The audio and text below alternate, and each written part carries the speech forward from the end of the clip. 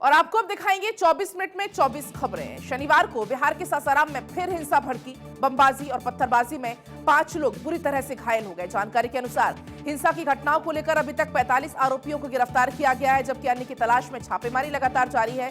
सासाराम में शुक्रवार से ही इंटरनेट सेवा भी बंद है। बिहार में अशांति, नफरत की साजिश और तनाव की स्थिति है। यहाँ एक बार फिर से दंगाइयों का कहर बरपता दिखाई दिया। रामनवमी को हुई हिंसा के बाद एक बार फिर से दो गुटों के बीच टकराव हो गया। दोनों गुटों के बीच फिर विवाद हुआ और देखते ही देखते दोनों गुटों के बीच पथराव शुरू हो गया। हालात इस कदर बेकाबू दिखाई दिए कि पुलिस के भी हाथ पांव फूल गए। पुलिस के सुरक्षा दावों की पोल साफ खुलती नजर आई। शनिवार को बिहार के सासाराम में फिर हिंसा भड़क गई।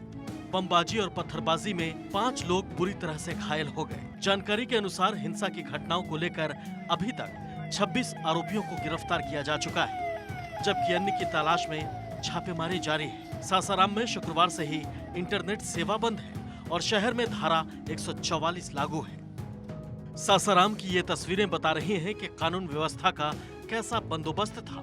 उपद्रवियों के सामने कानून व्यवस्था संभालने वाले विवश दिखे। सड़कों पर उपद्रवी बवाल काटते नजर आए। पत्थरबाजों ने सड़कों पर जमकर उत्पात मचाया, वाहनों में तोड़फोड़ कर नुकसान पहुंचाया और कई दुकानों को आग के हवाले कर दिया। वहीं नालंदा के बिहार शरीफ में रामनवमी जुलूस के दौरान हुई हिंसा शनिवार को एक बार फिर से भड़क उठी। यहां पर बनौलिया, बड़ी सकूनत, इसके अलावा पहाड़पुरा इलाके में 2 गुटों के भिड़ने की खबर सामने आई। दोनों के बीच कई राउंड फायरिंग हुई। बताया गया कि फायरिंग में 2 लोग गंभीर रूप से घायल हो गए। घायलों को इलाज के लिए पटना रेफर कर दिया गया और इसके बाद से ही शहरी क्षेत्र में लगातार कर्फ्यू लगा हुआ है। नालंदा जिले के बिहार शरीफ में रामनवमी जुलूस के दौरान हुई हिंसा के बाद शनिवार को फिर एक बार हिंसा भड़क गई। यहाँ बनौलिया, बड़ी सकूनत और पहाड़पुरा इलाके में 2 गुटों के भिड़ने की खबर सामने आई। दोनों के बीच कई राउंड फायरिंग भी हुई, जिससे लोग दहशत में हैं। बताया गया कि फायरिंग में 2 लोग गंभीर रूप से घायल हो गए। घायलों को इलाज के लिए पटना रेफर कर दिया गया है, जिसके बाद से ही शहरी क्षेत्र में कर्फ्यू भी लगा दिया गया है। सासाराम में हिंसा का खौफ ऐसा है कि कुछ लोगों के घर छोड़ कहीं और चले जाने की भी खबर है। नालंदा के कई इलाकों में शुक्रवार के दंगे के बाद अब भी कई जगह धुआं उठ रहा है। लोग डरे हुए हैं। तबाही के निशान साफ दिख रहे हैं। शेरशाह का शहर सासाराम और ऐतिहासिक शहर नालंदा पर हिंसा की आग ऐसे जली कि लोग सिहर उठे। एक तरफ बिहार हिंसा की आग में झुलस रहा है, तो वहीं दूसरी ओर सियासत भी चरम पर है। केंद्रीय मंत्री गिरिराज सिंह ने नीतीश सरकार की जमकर आलोचना की, जबकि बीजेपी प्रदेश अध्यक्ष सम्राट चौधरी ने भी हमला करते हुए कहा कि दंगों के वक्त मस्त होकर सीएम नीतीश सो रहे थे। सच तो यही है कि इस हिंसा और उपद्रव से पूरा बिहार इस समय अशांत है। लोग डरे हुए हैं, परेशान हैं, लेकिन कानून व्यवस्था ठीक नहीं हो पा रही। न ही लोगों में डर को खत्म किया जा रहा है। Bureau report, Bharat 24। 2019 के बाद देश को तेज रफ्तार वंदे भारत एक्सप्रेस मिलने का सिलसिला लगातार जारी है और इसी कड़ी में प्रधानमंत्री नरेंद्र मोदी ने कल भोपाल से दिल्ली के लिए देश की 11वीं वंदे भारत एक्सप्रेस को रवाना किया। 160 किलोमीटर प्रति घंटे की रफ्तार से दौड़ने वाली इस ट्रेन के साथ भोपाल से दिल्ली का सफर अब सिर्फ 7.25 घंटे में पूरा हो जाएगा। रिपोर्ट देखिए। देश को नई वंदे भारत एक्सप्रेस की सौगात मिल गई है। अब भोपाल से दिल्ली तक ट्रेन का सफर कम समय में पूरा होने लगेगा। पीएम मोदी ने भोपाल के रानी कमलापति रेलवे स्टेशन से इस ट्रेन को हरी झंडी दिखाकर रवाना किया। इस वंदे भारत ट्रेन का लोगों को काफी समय से इंतजार था। नई वंदे भारत दिखने में काफी शानदार है। इसकी सीटें काफी आरामदायक बनाई गई हैं। इसमें आपको लंबे सफर में जरा भी थकान महसूस नहीं होगी। ये ट्रेन अंदर से काफी खूबसूरत है। इस ट्रेन में बैठकर आपको प्रीमियम ट्रेन का एहसास होगा।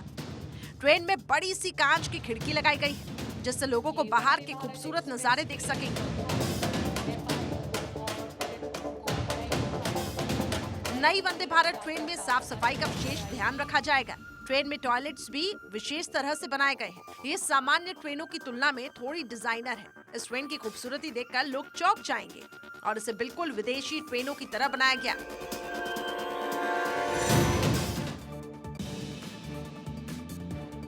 तो 2019 के बाद देश को तेज रफ्तार वंदे भारत एक्सप्रेस मिलने का सिलसिला जारी है।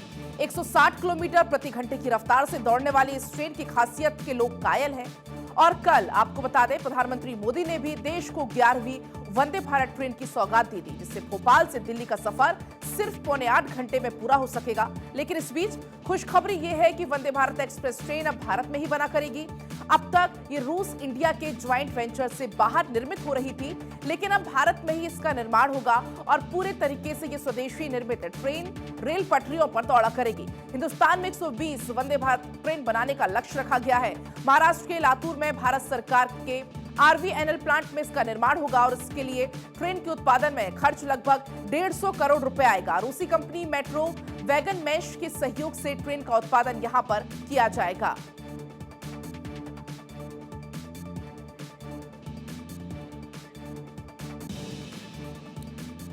देश की तीनों सेनाओं के बीच बेहतर कोऑर्डिनेशन बनाने के लिए मध्य प्रदेश की राजधानी भोपाल में 3 दिन का कंबाइंड कमांडर्स कॉन्फ्रेंस का आयोजन किया गया। कॉन्फ्रेंस के आखिरी दिन प्रधानमंत्री नरेंद्र मोदी भी इसमें शामिल हुए और इस दौरान भविष्य के रोड मैप पर चर्चा हुई।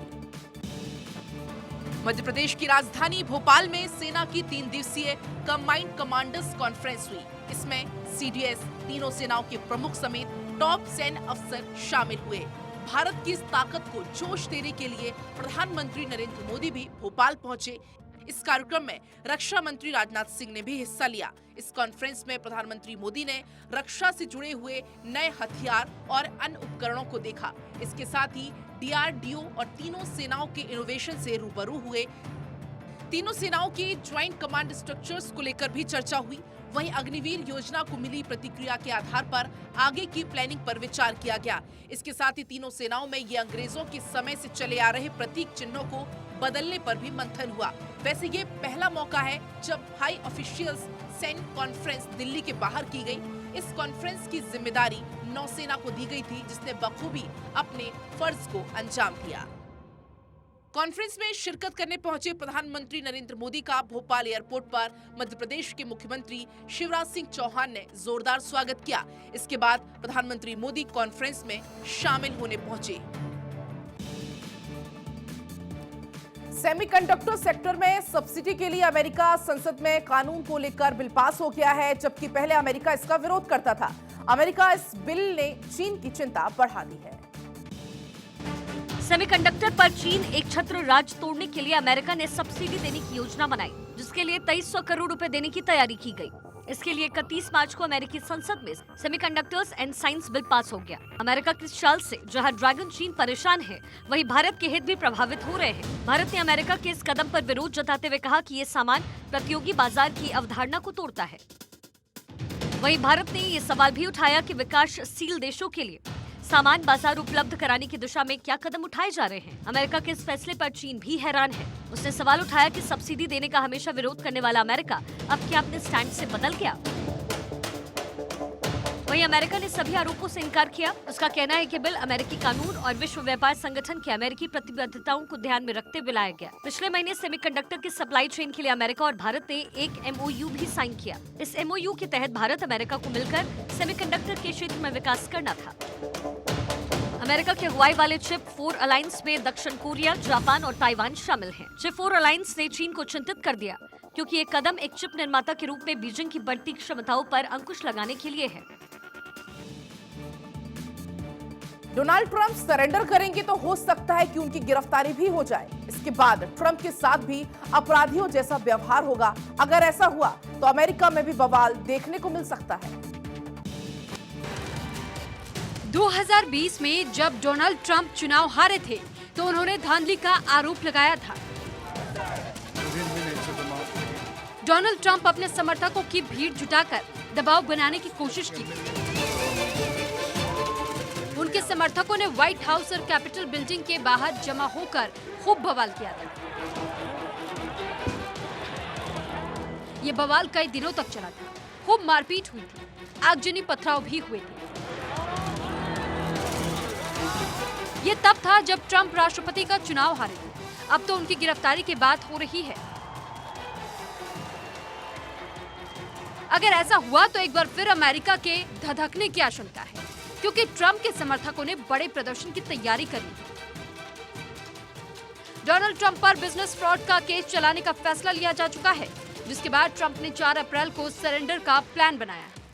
अब कोर्ट में सरेंडर के बाद तय होगा कि ट्रंप को गिरफ्तार किया जाएगा या फिर उन्हें जमानत मिल जाएगी।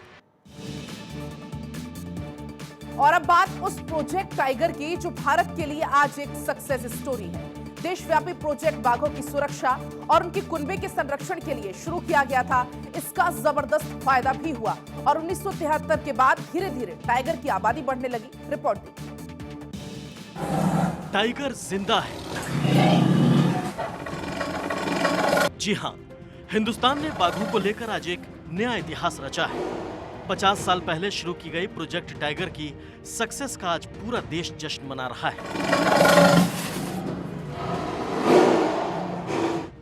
50 साल पहले इन्हें बचाने के लिए ही प्रोजेक्ट टाइगर की नींव रखी गई थी।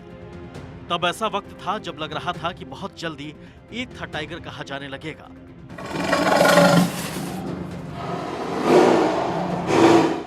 लेकिन प्रोजेक्ट टाइगर से बाघों का संरक्षण हुआ और धीरे धीरे इसकी संख्या बढ़ने लगी। ये देशव्यापी प्रोजेक्ट बाघों की सुरक्षा और उनके कुनबे के संरक्षण के लिए शुरू किया गया था। पिछले दिनों जब विदेश से चीते लाए गए तो आज की पीढ़ी को पता चला कि हमारी धरती पर मौजूद चीते कैसे खत्म हो गए थे। अगर 1973 में यह प्रोजेक्ट शुरू नहीं हुआ होता तो शायद वही हालत आज टाइगरों की भी होती।